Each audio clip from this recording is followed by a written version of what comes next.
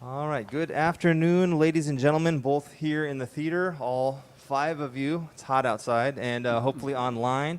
Today we have tremendous pleasure and honor of having the wonderful composer and trumpeter and musician, Jim Knapp. I have had the distinct pleasure of having Jim as one of my professors at Cornish College of the Arts. And Jim, it's an honor to have you with us today. Thank you so much for making the trip. Thank you very much for inviting me, and I would say I have the honor of one of the best students I ever had of being here. And also, as I've mentioned, I'm very proud of the way you developed your career in Tacoma area and beyond, and it's really great to see. And when Kareem came to Cornish, he just kind of swept the other saxophonists aside, and so it was, we had good times then, didn't we? And so thank you for inviting me. Well, like I said, it's a great honor and our pleasure to have you here as our guest today to benefit from your wisdom yet again. And I remember when I first got to Cornish, you were one of the first people there. I think I was doing an audition, a placement test with Jacques Willis was there playing drums as well. Oh, yeah. And then also for the theory and the ear training, you were one of the people that was helping, do placement with that as well. So, and then also during my tenure there, you were teaching composition, which was wonderful, and private lessons, and I know many of students that I've had over the years have come to study with you as well and gone on to do great things. So your presence and your knowledge has traveled the world twice over, so, and more so. So anyways, what I would like to do today is to talk about you and your life in music, and also for those that are not familiar with Jim, if you have any questions about music or about Jim's background or things that you'd like to know, please feel free to ask, and we'll do that towards the end of the interview here. So, Jim, what I'd like to know is, how did you get started in music? From what I understand, you were originally from Chicago, Illinois. Is that correct? That's correct, yeah. And well, I'm from Chicago, and we had a high school band, had good music programs in the public schools. And I took trumpet lessons. My dad was a piano player, and he enjoyed music tremendously. So I think he was happy that I was taking lessons, and let's see what follows what. I had a little group. Oh no, sorry to be so confused. I was in high school. I wasn't good enough to play first trumpet, so I played second trumpet. But second trumpet had the improvised solos. So you'd have a string of measures with just chord symbols, and I had no idea what I was supposed to do. So my band director, who was not a jazz musician, but a smart guy, he said, "Why don't you compose a solo and then play it?" And that's what I did. And that's how I got started in both composition and improvisation. Well, I'm curious, with your father, you said he was a musician as well. Did he have music around the house? Did your parents listen to music, or had things that kind of like were just around that kind of shape your listening tastes? Yeah, definitely. We had 78s before the LPs, and there was one. Have you ever heard of Bunk Johnson? Yes. Yeah.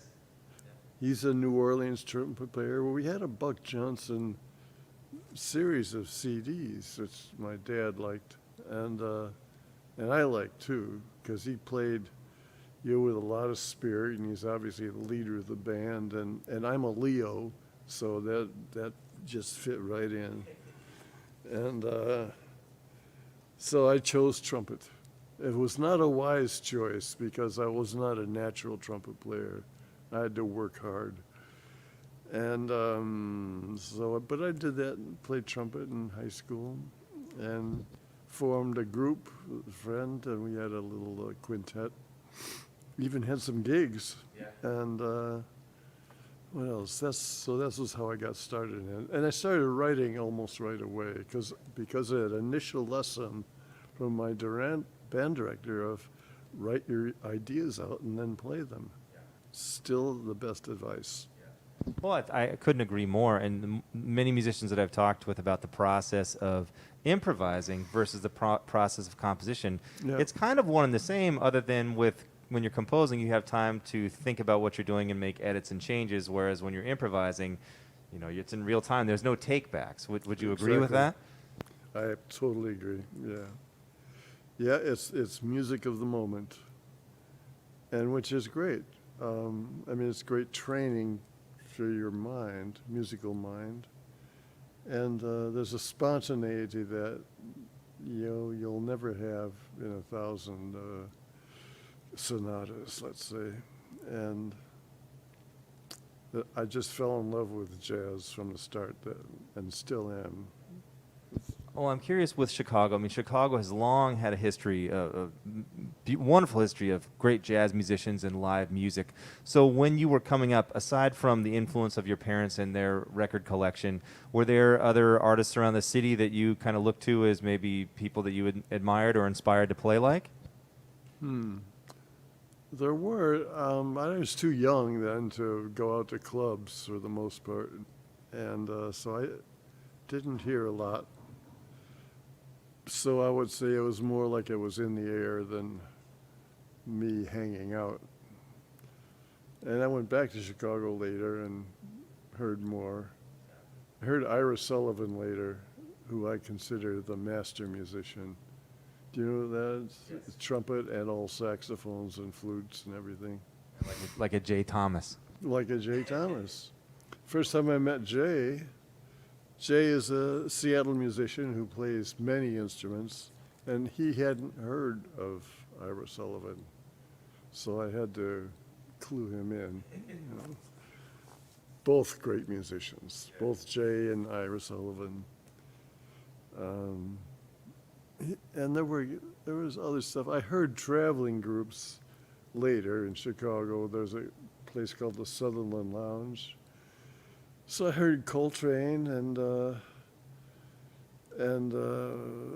there was a club called the Blue Note, who the owner of which was very active in education, jazz education, and so he set aside the Peanut Gallery. He called it the Peanut Gallery. Everybody called it that, where people underage could go and listen. So I heard Basie with Joe Williams. I heard Duke Ellington, when he had the full old band with Johnny Hodges and all that. Yeah. And I heard Shorty Rogers and his Giants. And I heard the MJQ, which is one of my favorite groups. Anyway, I could go on and on, but there's Chicago is Chicago. No, I kind of want you to go on and on because I'm interested in you've done such a prolific body of work as a composer. And so much great music. So I think other listeners want to know kind of what shaped your influences to make you who you are today as a composer and how you musically think. Well, I would say the modern jazz quartet was a big influence. Their approach to form, because they wouldn't just do a tune and choruses, but John Lewis, the pianist, would write compositions of which the song is a part of the piece, but it's not the whole piece. There would be B sections and C sections, and that tune, Django, his tune Django is like that. It's a tune of sections rather than just 32 bars, and that struck me a lot. I also liked, I did hear him once, Jerry Mulligan. I like Jerry Mulligan's music. To me, he's still one of the best composers. Especially the music he did for Stan Kenton. And also for Kenton, I had Bill Russo, who I later studied with, first mail order, and then I had a couple lessons at his house. Chicago.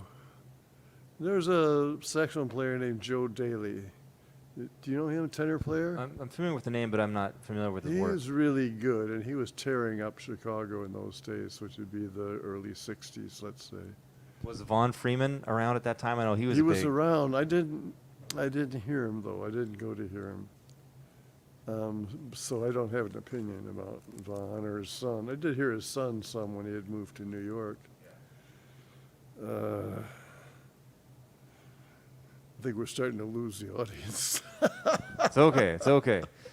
Well, so I'm curious, when you were in high school in Chicago, did any of your friends or contemporaries, were they musicians as well as go on to? Sure, yeah. I had a close friend, his name was Jim Pinkerton, who was more of a classical trombonist, but we were friends and we listened to records a lot.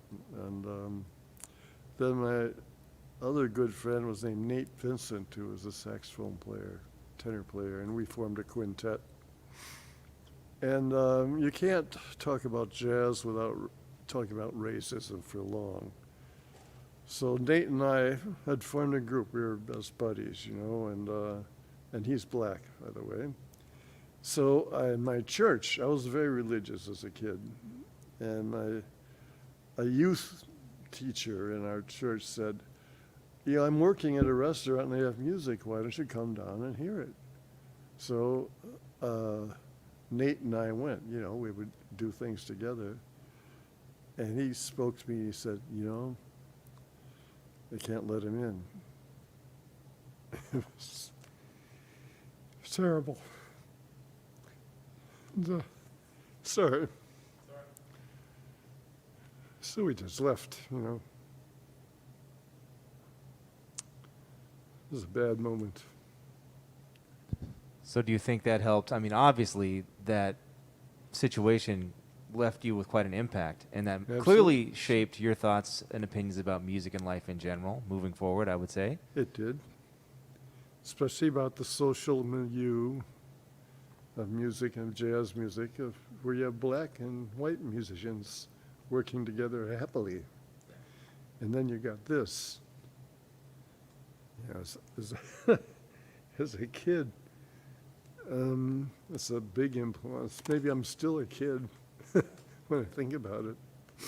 I don't know. I clearly don't have any answers. I have my own opinions about this, but I think jazz music in general, there's so much more. I mean, we talk about the music business and the function or whatever that looks like, good or bad.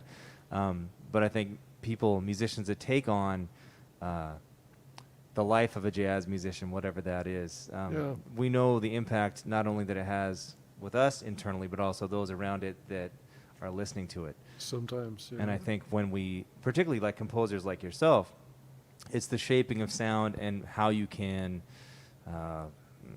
elevate people's consciousness with sound. Is that a fair assumption? Yes, absolutely. Yep. So, music. Yeah. Yes, I do want to talk about your CDs, but I want to dig a little bit further back to Chicago. So you're in high school. After high school, and you're playing, you're studying music, you're composing solos, you're getting Well, playing I went around to the town. University of Illinois right after high school. And in high school, I had sort of been a band leader in a way. And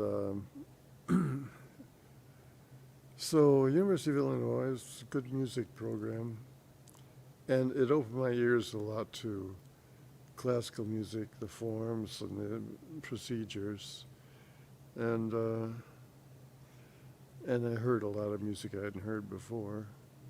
And I met a lot of good musicians my age, too. Another tenor player, a guy named Ron DeWar, and became my roommate and everything. And so, I was at the University of Illinois, and they started up a jazz band there. And the leader of this band was a violist. And so he didn't solo or anything like that. He didn't play. You know, sometimes teachers will start a band of students to feature themselves, you know. It's just a little funny sounding, you know. But that wasn't the case with it. His name is John Garvey. And so I brought in some charts. And he liked them, so I was in the band, playing, as usual, second trumpet, because I wasn't good enough to play first trumpet. But I got solos. And so this turned out to be quite a good band. won the Notre Dame Jazz Festival more than once, and lots of things like that. Toured locally, and it was a great experience to play in a band that good, you know. You can see, well, what it's like, what it takes to do it, because he was such a good musician. He could take his music. He was a string quartet player. The Walden String Quartet was the name of the group, and they had premiered pieces, very difficult pieces in the modern classical style. And that was my point. Oh, his musicianship transferred, which I learned from. It transferred to how to get good balance, how to play in tune, how to listen, how to play with energy, you know. I think that's something string quartet players have to learn. They have to play with energy, otherwise it's just notes, you know. And see, he's all about dynamics and shape. Great musician, great musician. So I learned a lot just by playing in that band. And the other guys in the band were very good too. And they're from all over. So I would say that was really my formative music time. So then after, so you're in Chicago, high school, college, playing, getting a lot of experience, working with great musicians, composing. When did you move to Seattle? When did that take place? Well, there was a few things in between. I was drafted, so I was in an Army band. And I later got so, I would just say, it's kind of bummed out by it that I switched over to the percussion section and played bass drum. No offense to bass drummers. Yeah, That's right. Right, it was, you know. And so, but that was, I learned a lot in the Army because I was stationed in Germany. It was the first time I'd been in Germany, and I really grew to love the culture a lot, despite the World War II. And it was, you know, it was just different, way different from being a white kid from Chicago, you know. And at the time, I thought, what a drag, you know. Here I am in the Army, my friends are out playing gigs and everything. And they had gotten out of it. So my 2 years were up, and I went back. And then I played for a while. I was playing in a Latin band in Chicago, which was sort of fun. And did some other gigging, and but it was going nowhere, you know. And I was playing bass. So what am I going to be, a third-rate bass player for the rest of my life? So I went back to school and got a master's degree.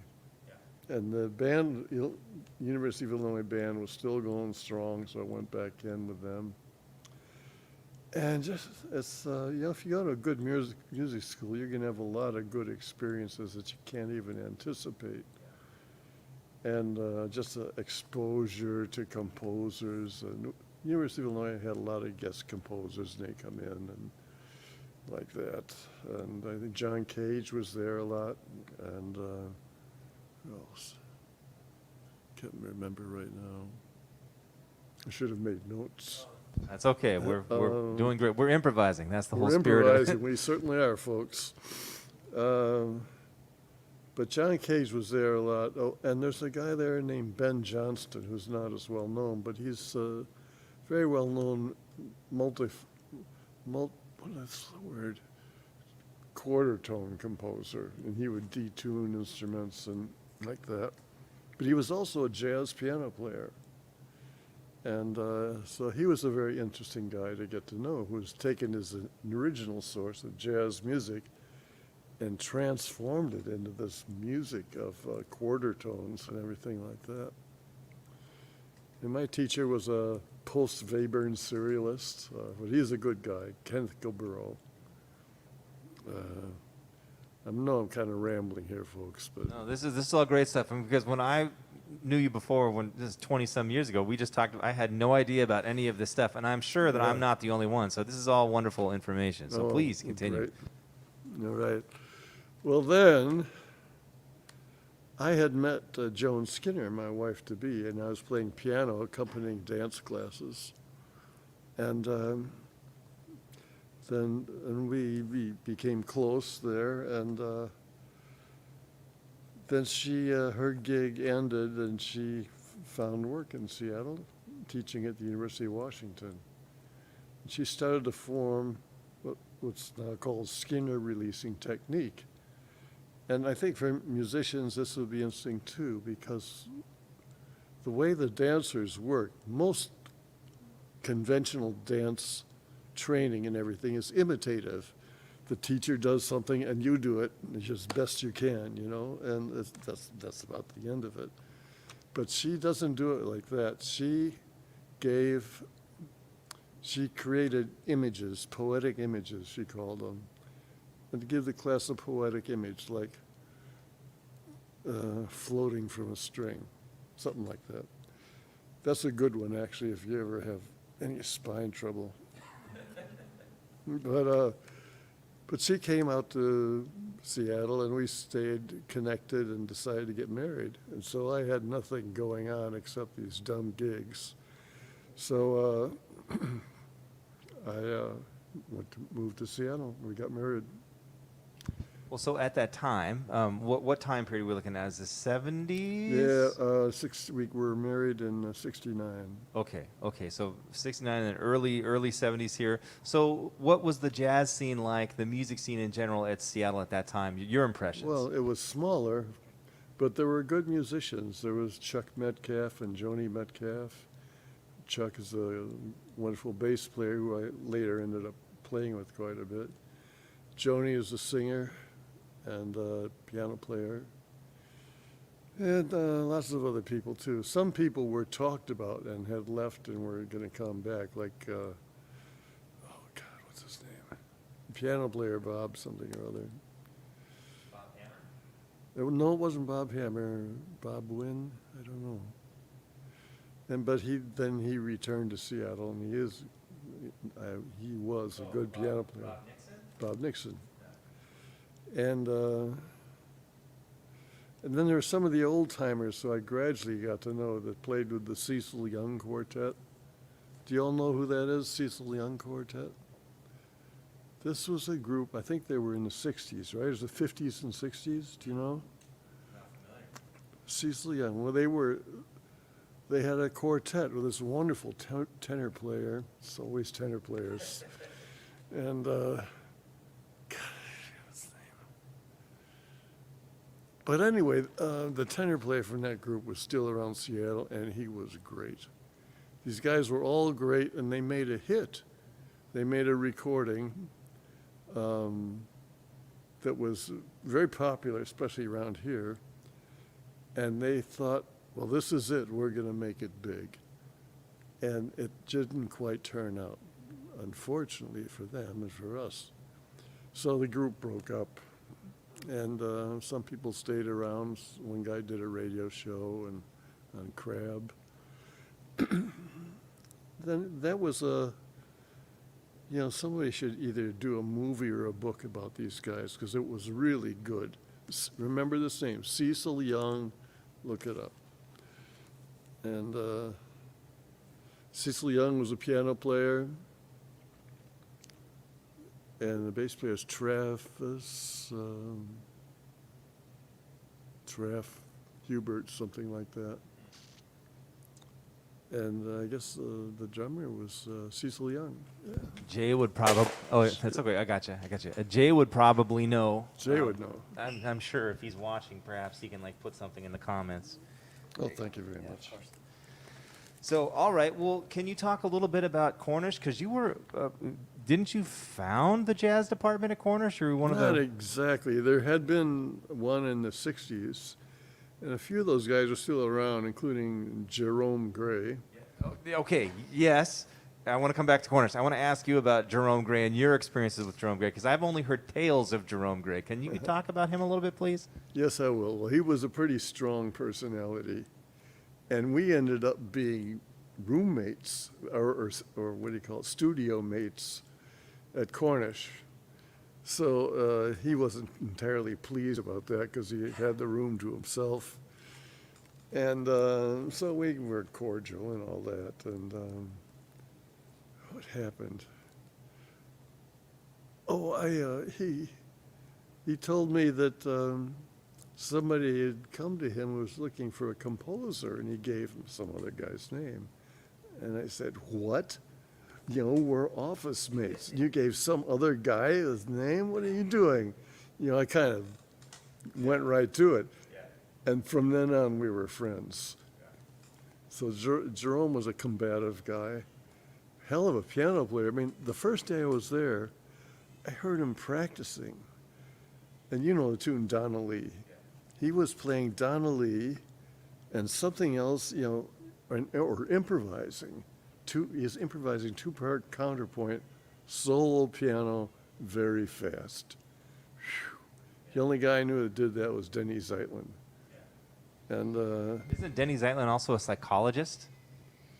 He is, yeah. Well, he's a doctor. He's an MD in psychology, I think. Yeah, he's another guy from University of Illinois. I feel very inadequate right now, but go on, continue. Yeah, I know the feeling. And let's see. So, Jerome. And actually, we became friends, and later he asked me to do a CD about improvisation, which I did. I don't think I wouldn't want anybody to hear it now. But anyway, Jerome, I like Jerome. I respect him. And I guess he's been short with people, you know, but well, that's life. I've never had the pleasure of meeting him, but I've heard stories from Jeff Harper, Eric Verlinde, Randy Halberstadt. I mean, everyone's got Jerome Gray stories. This was a little before my time, and I would have loved to have met him and grabbed a lesson or two. I don't even know if he's still around or not, or if he finally went to China. He had been studying Mandarin Chinese. What a thing to decide to do, huh? But he was studying Mandarin Chinese. Well, can you talk a little bit about how you came to be an instructor at Cornish and your relationship with Cornish? Basically, I was looking for work. And at that time, Floyd Stanifer was teaching trumpet lessons at Cornish. And he left, and I heard they were looking for a trumpet teacher. And I knew I was somewhat of a fraud, but I went there, and I brought a box of scores and all this stuff. And the head of the music department didn't look at any of them. All he wanted to know was whether I had a master's degree, which I did. And that was it. I was a Cornish employee. This is a whole nother topic of conversation for another time, but yeah. All right. Well, can you talk about when you first got to Cornish? What was the climate like? Who were the other instructors there? It was a different kind of school. It was like, it was like a neighborhood music school, sort of, which I liked, actually. And people would stroll in and stroll out. In my first class there, it was a lot of people in there, and one of the guys was, in the students, was Jimi Hendrix's brother, and he stayed for about 2 days. And I was just making it up as I went along, you know, because I've never done that. And so there are good colleagues. There's a guy named Peter Koch, K-O-K, who was teaching piano, was very helpful, and we ended up being cellmates or whatever it is. And Peter was there, and I guess I'm a sort of an aggressive personality at times, so I ended up leading, you know. Nobody else was leading anything. And it was, then it came time they wanted to get accredited, so it became a formal music department. And I was able to hire people. So one of the first people was Julian Priester, because I heard he was in San Francisco and kind of looking for work, and he was doing some things, but maybe he would consider it. So I called him, and first he said no, and then I think his wife talked to him or something, because they were raising children, you know. So Julian came up, and then good local players. When Chuck Deerdorf, from the first I heard Chuck Deerdorf, I knew this was an exceptional musician. And So he was just playing electric bass then. And another guy, Steve Sanders, was a good musician, so was playing acoustic bass. Then he joined the post office, and that got Gary. Oh, and Gary Peacock was hired to teach theory. He taught both first and second year theory. And he was a good teacher, very charismatic. And let's see, what was the point? Well, we were just talking about when you first got to Cornish, what the climate was like there, and the other instructors that were there. So this is It just gradually accumulated a faculty when I got there, and Gary Peacock was certainly a big part of that. He's a big name guy, and he attracted students. So pretty soon, one time I ran one ad in Downbeat magazine, and I was getting sort of in the leader position, but then, and one ad in Downbeat magazine, all I did was list the faculty. The next semester, we had a lot of students.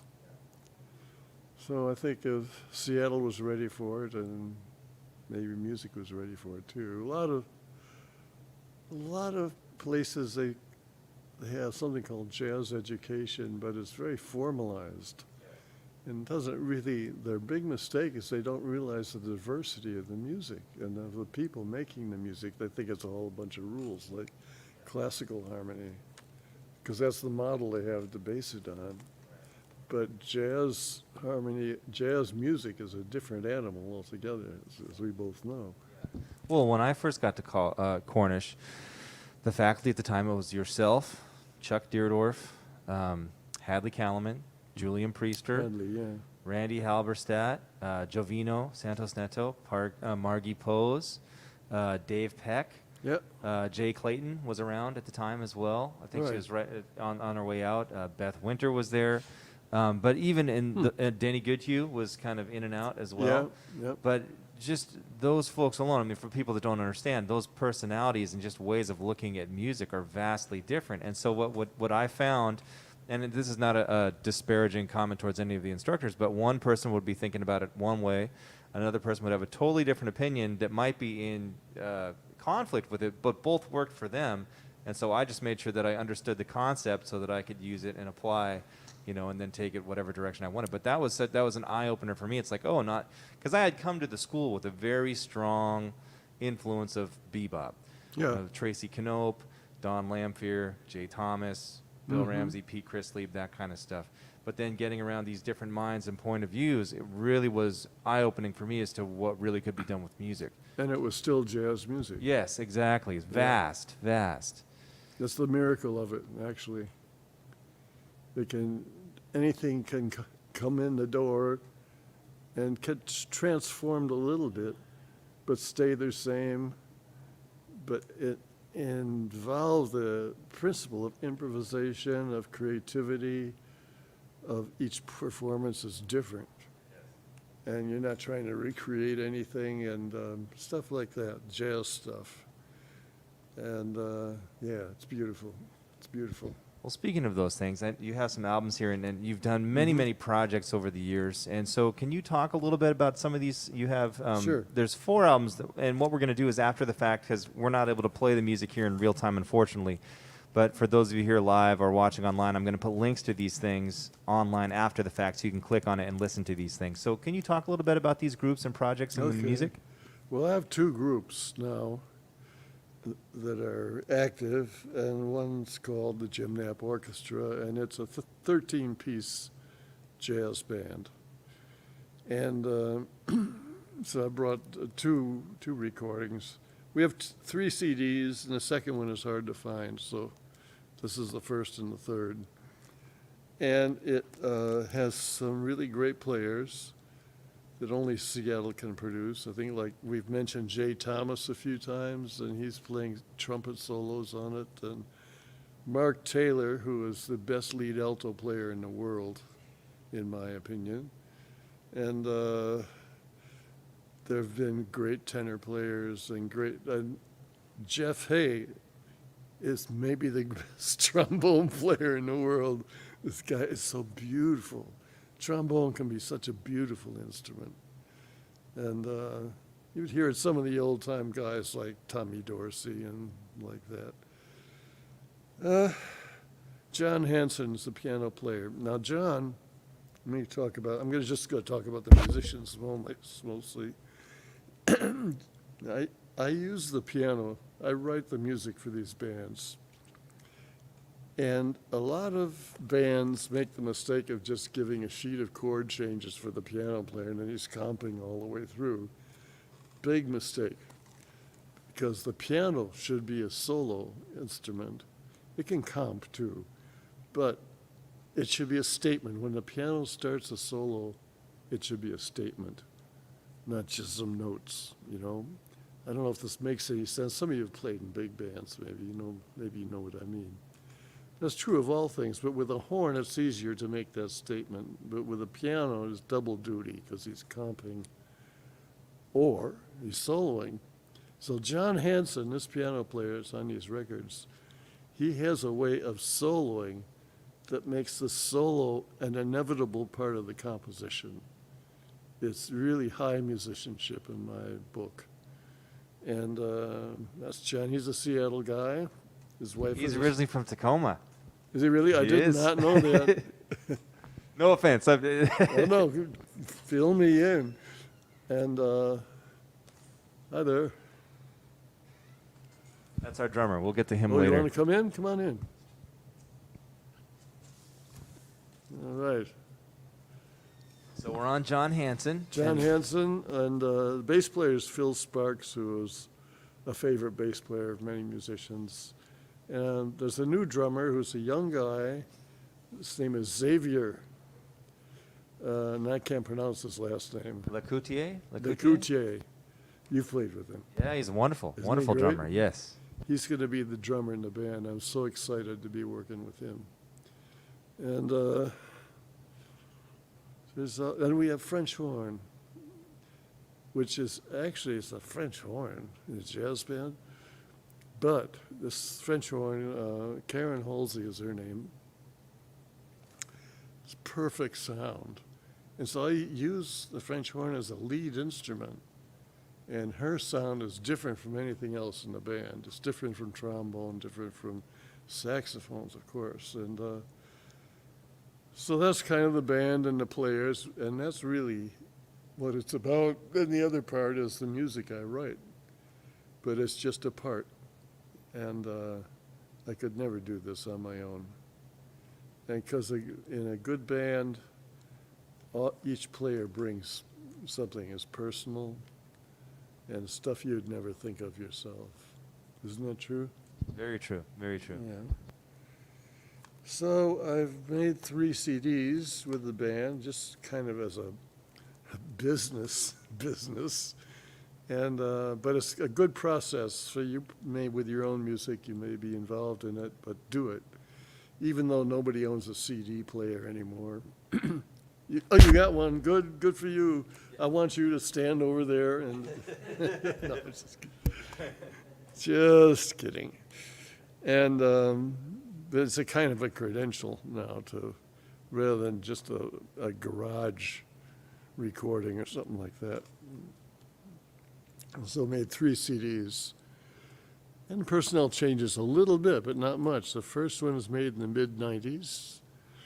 And were you Cornish then? When were you Cornish? Yeah, I got to Cornish. No, it was maybe, it was late 90s when I arrived at Cornish. Okay, so. well, it was before you were in school there. And the last one was a couple of years ago. And it was with different companies and all of the stuff that goes on with this. The first one is recorded for Seabreeze, which is an American company in California. And I was sort of finding my way still. So these are mostly arrangements. Some are my tunes, but some are arrangements of other things. And I'm trying to say what to do. If you have any tracks that you want showcased individually, Jim, just let me know and we can put those up and people can find them online or I can tag them. Okay, we'll just talk about them Yeah. now. Well, I've been interested in a lot of kinds of music, including African music, which I feel is very important. And so there's a tune here, and I like weird titles. So this is called East of Enumclaw. And anybody ever heard of John Steinbeck? He's the author. He wrote a book called East of Eden. It's a good movie, too. So East of Enumclaw has kind of, you call it, I don't know, Latin calypso groove to it. And there's solos. The solos are John Goforth on tenor, was playing tenor at the time, and Greg Metcalf on baritone. Now, Greg was a really good musician, and he died a couple of years ago, and he was a young man. I don't know why this keeps happening with musicians. He was a young guy, and he died. What the hell? Greg on baritone sax. He later played lead alto with the Jazz Police band. So that's the first one I'm going to play, and that's with the first CD that we made with this in my life. And then the last one we'll do is was recorded in Seattle, and there's a tune in here that's it's actually popular, believe it or not. It's sort of a shocking experience to find some of your work popular, but it's called Home, and a wonderful singer has written lyrics to it, but this will be the instrumental version. And then, God, I'm talking about myself. No, you're talking about music. This is all good stuff. I felt the need as a composer to expand out from that. So with some other musicians, I started a string orchestra. I know nothing about playing violin or anything like that, except I have the memory of my college band director who was a violist. And this band, after a meeting, I decided it should be called Scrape, because of the scraping, the way you make a sound, you scrape the bow over the strings. And we have harp and guitar, who is the main improvising soloist, so we keep that in it, improvising soloist. And the bass will soloist too. So the bass has to be a switch hitter, classical player and jazz player. Wasn't great bassist Chris Seimer was involved with that project, wasn't he? Yeah, he is. It is. I think. We haven't made the phone calls yet for getting back together. Yeah. So it's about 18 pieces. Speaking of phone calls, it's a lot of phone calls. And bass, harp and guitar. And finding a harp player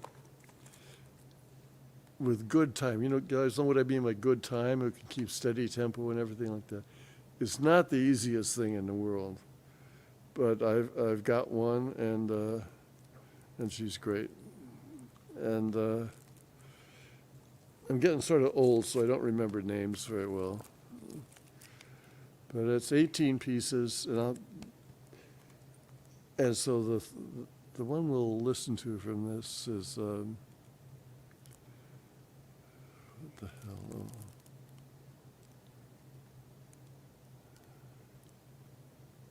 Well, from a compass, how many of you write your own music? You do? Okay, good.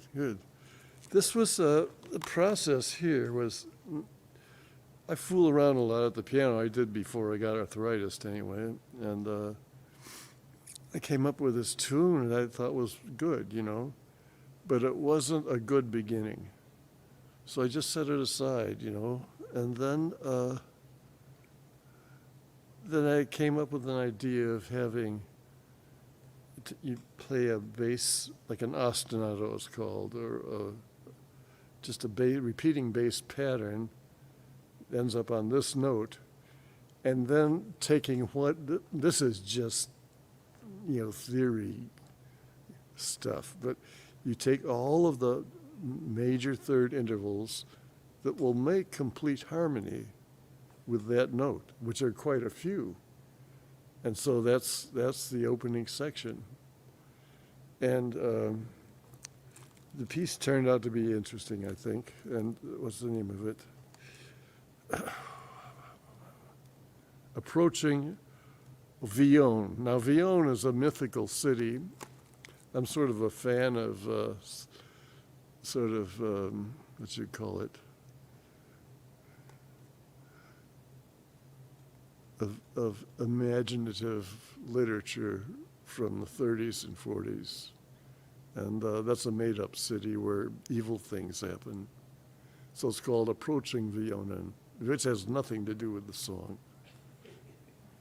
Okay, I'm done. No. This is we'll add this on. Now I'm more interested than I was about the other when you were talking about the other project. But I'm going to check this out. But I want to give before we wrap up here. I want to add time for the audience members, both online and in person, to ask questions. So, does anyone in the audience have any questions for Jim? Yes. About the piano player you mentioned who impressed you as a soloist. Yeah. Right? So what album is that from, or who's that? So the question is about John Hansen, the pianist John Hansen, and which album are you referring to? When you're talking about Any album by my band, John Hansen. And there's some that what I was talking about the inevitability of his solos, you don't really say, oh my God, that was inevitable. It just, the music just flows through to his solo. You're a piano player? Yeah. All right. John's a really nice guy, and he teaches. I mean, he's a really nice guy. And if you want to get into his method, you should do it. If you need his phone number, I can give it to you after we're finished. other questions? Yes. Yeah, since we're from Chicago originally, an old mentor of mine, he was kind of in the jazz circuit back in the early 60s in Evanston. Kind of a long shot was wondering if you knew the name Warren William Fletcher. What's his name? Warren Fletcher. I don't know. He had kind of a hit back then called Modest. He's a guitar player? What's that? Guitar player, Warren Fletcher. Bass player.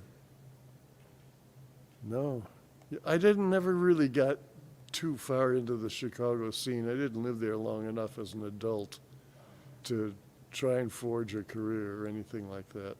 So there's a lot of guys I don't know from Chicago. Was he a good teacher? Very good teacher. He ended up coaching the Mariners, not the main coach, but he was Say his name again for audience members. Bill Fletcher, Warren Fletcher. Warren Fletcher, okay. All right, Warren, you got another student. Any online questions? All right. Well, we're running short on time here. So before we wrap up, again, Jim, it's been a pleasure having you here, and I like to ask this of all of our guests. If a student was coming to you or someone who was considering being a musician or undertaking that life decision, what would be some advice that you would impart to them, and maybe something that, advice that you've really used to help you become the musician and the composer that you are today? What would you tell people?